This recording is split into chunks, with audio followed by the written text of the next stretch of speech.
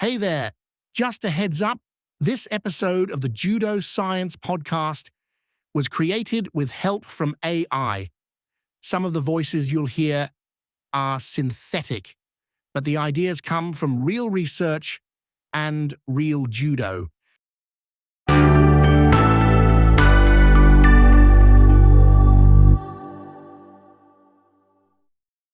Welcome to the Deep Dive, where we take your sources and unearth the most important insights, giving you a shortcut to being truly well-informed. Today, we're stepping onto the judo mat, but maybe not in the way you'd expect. We're not focusing so much on the throws or the grappling itself.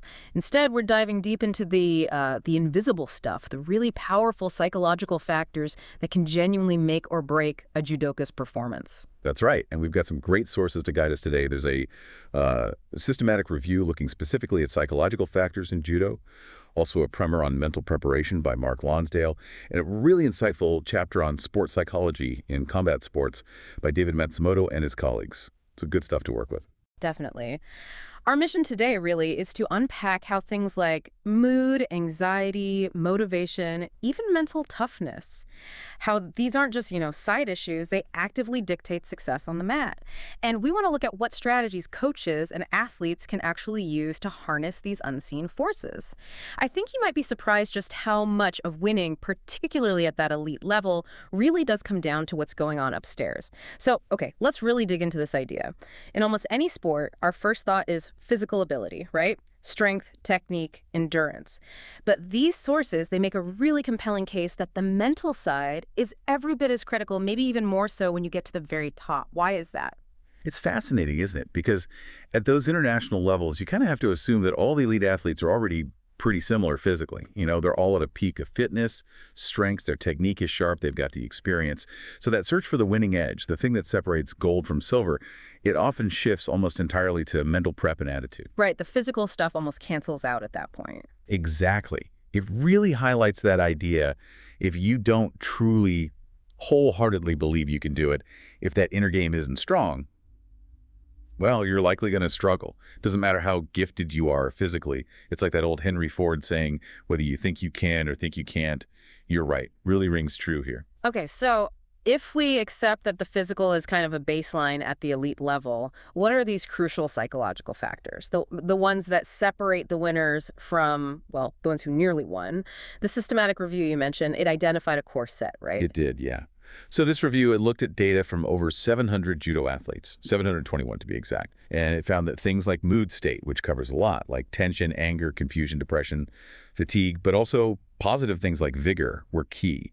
And alongside that, anxiety, motivation, and mental toughness came up again and again as crucial. And it wasn't just that winners felt better, was it? There was a more direct link. Precisely. The review observed something really telling, feelings like tension, anger, anxiety, nervousness. They didn't just, happen after a loss. They actually significantly increased in athletes who were facing defeat, who were on that trajectory. And conversely, you saw the decrease in those negative states and a real increase in motivation in the athletes who were performing better, heading towards a win. Wow, so it really underscores their direct influence on winning or losing. It's not just a symptom, it's part of the cause. Absolutely. Your inner landscape isn't just reflecting the score. It seems to be actively driving it. That's a huge point. Now, one area that came up, maybe a bit surprisingly, where psychology plays a massive role, especially in combat sports like judo, is rapid weight reduction, making weight. How does that mess with a judoka's head? Oh, massively. This is a really critical point the systematic review highlights. Losing weight quickly, it demonstrably alters mood states. Generally, it tends to ramp up the negative stuff, anger, confusion, tension, depression, fatigue. And at the same time, it dampens down that positive feeling of vigor. So you feel worse and have less energy, basically. Pretty much. But what's particularly interesting, or maybe complex, is that some studies within that review suggested that the physical act of weight reduction might have a stronger negative psychological effect on male judokas. Whereas for female judokas, it might be the anxiety about the idea of weight loss, the whole concept of having to cut, that provokes mood changes even before they physically start the process. So for women, the stress might kick in even earlier, just thinking about it. It seems that way, yeah. Like a sort of preemptive psychological stress kicks in for them. It's a fascinating potential difference. Okay, let's talk about anxiety. It feels like one of the most common psychological hurdles in any competitive field. How does it specifically show up in judo? anxiety is definitely a major variable. Our sources explain that pre-competition anxiety is, well, incredibly common. And it gets broken down, broadly speaking. You've got cognitive anxiety, that's the mind racing, the negative thoughts, the what-ifs, the self-doubt. It comes from negative expectations or harsh self-assessment. Then there's somatic anxiety. That's the physical stuff, the racing heart, the butterflies, the sweaty palms, maybe even shaking. It's the body's stress response kicking in. And the research connects these directly to outcomes. Very clearly. The studies indicate that judokas who ended up losing often had significantly higher levels of that cognitive anxiety, the worrying and negative self-talk, while the winners consistently showed more self-confidence. Makes sense, right? And kind of predictably, competing at higher levels, bigger stakes, more pressure tends to increase both somatic and cognitive anxiety. And that often corresponds with a dip in self-confidence just before the match. So it's not just about feeling anxious, but the type of anxiety and how much it takes over. Does this play out differently for different athletes? Oh, for sure. Age and gender seem to be relevant predictors here. For instance, one finding was that age was inversely related to cognitive anxiety. So older, more experienced athletes tended to report less of that negative internal chatter. And interestingly, junior females often reported higher overall anxiety scores than junior males. Which means? Well, it means that good mental training techniques are absolutely essential. You need strategies to help athletes monitor and, crucially, manage their anxiety to keep it in an optimal range, not let it spiral. And there's another really important link here: overtraining. Especially for younger judokas, pushing too hard physically without enough recovery can lead straight to increased emotional stress and exhaustion. And that exhaustion directly fuels heightened anxiety. It's all connected. Okay, so managing anxiety is key. But beyond that, the sources also really highlighted motivation and mental toughness. Let's unpack motivation first. What does high motivation actually look like inside a judoka's head, according to the research? What's really interesting here is that highly motivated judo athletes don't just try harder. They actually show superior mental efficiency. And they have a lower impulsivity index. Impulsivity index. What does that mean in practice? It essentially means they're less likely to make rash decisions or unforced errors under pressure. They can stick to their game plan, think clearly, and execute deliberately, even when things get intense. It's about controlled action, not just frantic effort. And something else the sources point out is the powerful effect of the coach, specifically coach autonomy support. Meaning the coach gives the athlete some ownership. Exactly. When coaches foster that sense of choice, collaboration, and ownership in training and goals, it significantly boosts a young judoka's self-determined motivation, that internal drive. And that, in turn, positively impacts their performance. It's not just the coach telling them what to do, but helping them find their own why. That makes a lot of sense. Feeling like it's your journey. Okay, then there's the big one. Mental toughness. We hear that phrase constantly in sports. What does it actually mean in the context of judo? Is it just about gritting your teeth? It's definitely more nuanced than just, being able to take a hit or push through pain, so that's part of it. Mental toughness is really that psychological edge. It helps an athlete perform consistently near their best, regardless of circumstances. The sources identify some common traits: strong self-belief, that deep internal motivation we just talked about, the ability to maintain focus without getting distracted by the crowd or a bad call, and, crucially, composure under pressure, staying calm when things get heated. Does it manifest uniquely in judo at all? Yes. Interestingly, the sources identify an attribute perhaps particularly relevant to judo: combativity. Now, this isn't just about being aggressive in a negative way. It's described more as a tendency to actively dominate the rival, to impose your will with an energetic and, yes, aggressive attitude, taking fight to them mentally as well as physically. That's interesting. Combativity in judo, which is often called the gentle way. Is there a kind of tension there? That's a really perceptive question. The sources frame combativity purely from a psychological performance perspective. It's seen as a competitive advantage. They don't really delve into that potential philosophical tension, but it's definitely food for thought. And like anxiety, age, and gender seem to play a role in mental toughness scores too. Males often scored higher in the studies cited, and older athletes generally showed higher levels, which you might expect comes with maturity and just more time training and competing. Okay. And you mentioned something about perfectionism earlier. How does that fit with mental toughness? Mentally tough athletes aren't necessarily less perfectionistic.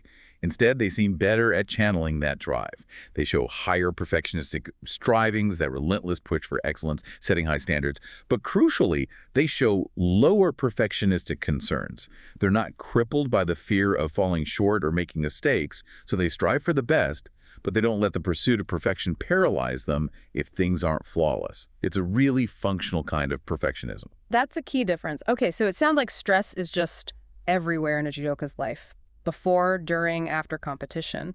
But the sources seem to suggest it's not about eliminating stress entirely. That feels wrong somehow. It does feel counterintuitive, but no, absolutely not about eliminating it. This is where some classic psychology, specifically the Yerkes-Dodson law, really helps. Think of it like an inverted U-shape. Performance is on the vertical axis, stress on the horizontal. Too little stress down to the bottom left. Minimal performance. You're not engaged, not focused. But too much stress, way over on the right. Performance drops off again. You're overwhelmed, maybe panicking. So you need to be somewhere in the middle. Exactly. There's an individual zone of optimal stress, that sweet spot at the top of the inverted U where peak performance happens. Enough pressure to be sharp and energized, but not so much that it hinders you. Stress itself, fundamentally, is like the biological and psychological tax our emotions levy when we perceive a situation as challenging or threatening. So identifying the specific emotional triggers, is it anger about a previous match, fear of a specific opponent, disgust at a bad call? That's crucial for actually dealing with the stress effectively. Okay, the tax metaphor is helpful. So if stress is inevitable, and you need some of it, how do athletes manage it? How do they cope? Especially when it threatens to push them past that optimal zone. Right. This brings us to coping. And everyone copes differently. Coping refers to all the strategies, both mental and behavioral, that we use to handle stress. And there are tons of different styles. Some people use confrontive coping, tackling the problem head-on, maybe aggressively. Others use distancing, trying to detach emotionally, put the event in perspective. Or positive reappraisal, finding the silver lining, focusing on personal growth, even from a setback. And these strategies are either about fixing the problem or fixing how you feel about it. Broadly, yes. Some are problem-focused, aiming to change the stressful situation itself. Others are emotion-focused, aiming to reinterpret the situation or manage your emotional reaction to it. But here's the catch the sources really emphasize. Trying to actively cope during the heat of competition. It's incredibly difficult. It requires split-second thinking and adjustment in a massively high-pressure, emotionally charged, often physically painful environment. It's a huge ask. Yeah, I can imagine trying to positively reappraise while someone's trying to throw you is tricky. So thinking before the match then, how can athletes and coaches proactively aim for that optimal stress zone? What are the pre-game strategies? Well, one practical approach is trying to figure out an athlete's individual optimal level, maybe by measuring heart rate during really intense sparring, which can closely mimic competition intensity. And then before a competition, you measure their heart rate again. Are they way above that baseline? Maybe you need some calming techniques. Are they way below? Maybe you need a bit more psyching up. Like finding their physiological sweet spot. Kind of, yeah. And another really effective thing is having standardized pre-competition warm-up routines. These help athletes get into a familiar rhythm, focus on the process, and it stops them from just sitting there ruminating, overthinking, and adding unnecessary stress. And while being under stress could be a problem, the sources generally indicate that being overstressed before a match is the far more common issue that needs managing. Okay, so if an athlete is feeling overly stressed, too high on that curve, what are some quick, practical techniques they can use right then and there? Deep breathing. It sounds almost too simple, but it's a remarkably effective technique for emotional regulation. The key is consistent practice, though. Maybe integrating it into the start and end of every practice session, or even using it during really tough rounds of randori, the sparring. Once it becomes second nature, athletes can tap into its calming effects very quickly, right before stepping onto the mat, or during the short breaks between rounds. So practice it when you're not stressed, so you can use it when you are. Exactly. And it's also crucial to remember, everyone's different. Some athletes need quiet solitude before a match. Others thrive on listening to music. Some need interaction with teammates. There's no single right routine. Individualizing these pre-competition approaches is absolutely key. What calms one person might stress out another. Right. Okay, so you've managed the pre-competition jitters, you step onto the mat, and the stress ramps up massively. Everything's happening fast. How do judokas cope with that intense pressure where every move counts? Yeah, judo competition, like any combat sport, is just incredibly demanding mentally. You're constantly making split-second decisions, adapting to what your opponent is doing, all within this highly stressful, sometimes painful context. Now, while we're focusing on psychology, our sources are really clear on something foundational. After mastering the core judo skills themselves, the next priority for high-level judoka in supplemental training has to be strength and conditioning. So the physical prep comes first. It provides the base. Athletes who know they are physically stronger, better conditioned, they naturally develop more self-confidence. They can even get a sense of their opponent's strength just from the initial grip fighting. So those psychological benefits, the confidence, the resilience, often come as a direct positive side effect of prioritizing that physical preparation. You build mental fortitude partly by building physical capacity. Okay, so the physical base provides a platform for confidence. But then, assuming both competitors are physically well matched, which happens a lot at high levels, that's when the mental game really takes over. That inner regulation becomes the decider. Precisely. Assuming both athletes are motivated and physically prepared, the ability to regulate or cope with that intense, in-the-moment stress becomes absolutely paramount. This is what psychologists call emotion regulation, basically. How well can you monitor, manage, and modify your emotional reactions to achieve constructive outcomes? Athletes high in emotion regulation can keep their cool, even if they're behind on points. They can still think clearly, spot opportunities, adapt their strategy quickly. And those low in that? They might freeze, or panic, or get angry and make sloppy mistakes. This often explains that frustrating scenario where an athlete looks amazing in practice but consistently loses in competition to opponents who seem less skilled. Their emotions just hijack their performance under pressure. Right, the classic practice player. So here's the million-dollar question then. How on earth do you train that kind of high-stakes emotion regulation? Simulating that level of competitive pressure seems incredibly difficult. It is incredibly difficult, Okay. and the sources are really adamant about this. The most effective psychological training programs for combat sports are the ones implemented within a high-stress, high-intensity environment. Just doing calm mental imagery in a quiet room isn't enough. It helps, but it's not the core of it. Coaches need to find creative ways to simulate the intensity of actual competition while demanding emotional control. Can you give an example from the sources? Yeah, one technique mentioned was having athletes do something physically exhausting, like a high-intensity run, until they're completely gassed, and then immediately making them perform a cognitive task that requires intense focus, like solving tricky math problems or, get this, untying complex knots. While exhausted and stressed, another approach involves intervening directly during practice, pushing athletes to their physical limits in randori, especially if they start losing control emotionally because they're losing the exchange. Then, the coach steps in right there, guides them through regaining composure, refocusing, and re-engaging effectively. Wow, so really integrating the mental skills training into the physically demanding practice. Exactly. The methods are really only limited by the coach's creativity. But the underlying principle is clear. Practice controlling your emotions and thoughts while under simulated competitive stress. You have to train the mind under the same conditions it will face in competition. Train how you fight, mentally as well as physically. But the emotional journey isn't finished, right? Whether it's elation or devastation.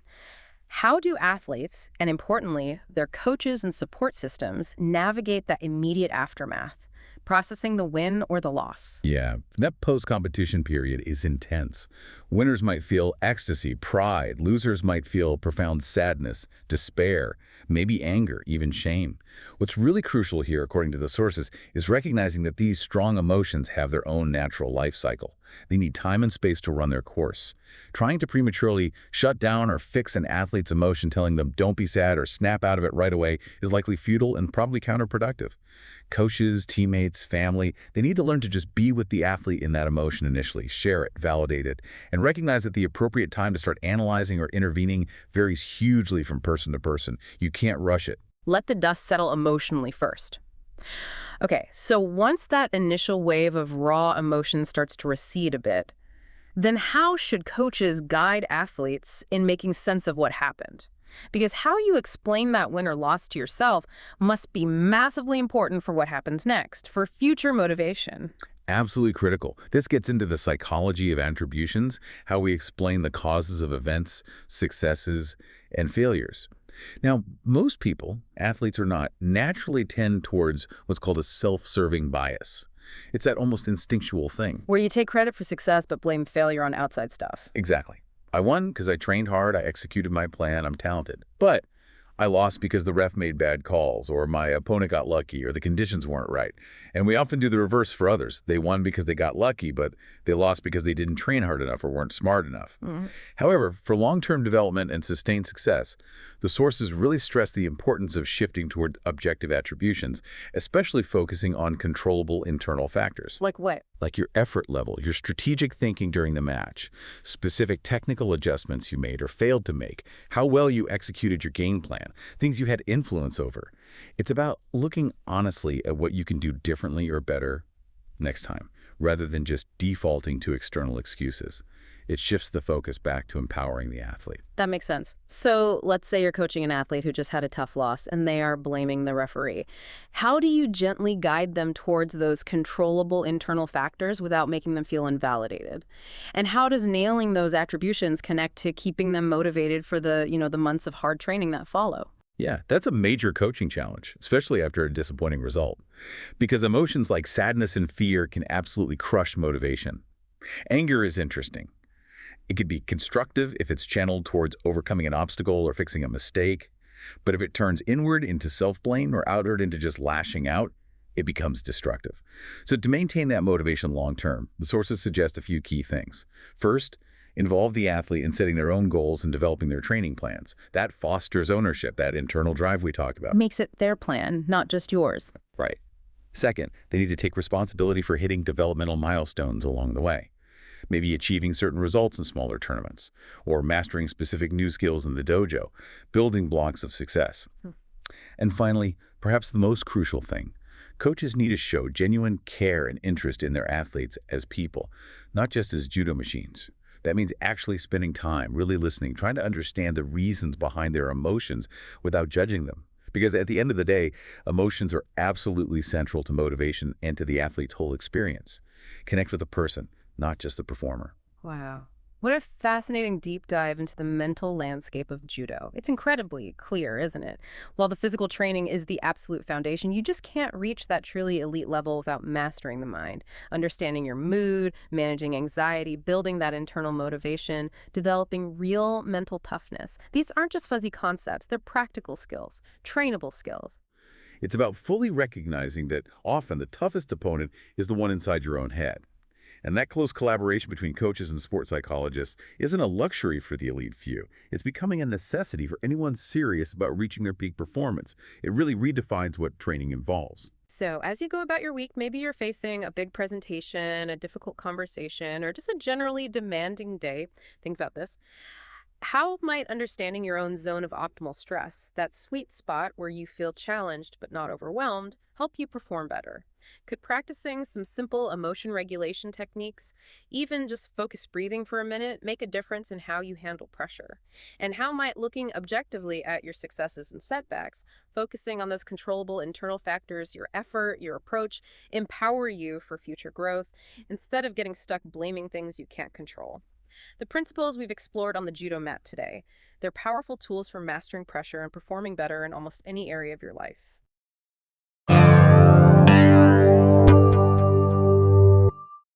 Next time on the Judo Science Podcast, episode 12, Mind Over Mat, How Psychology Impacts Judo Performance.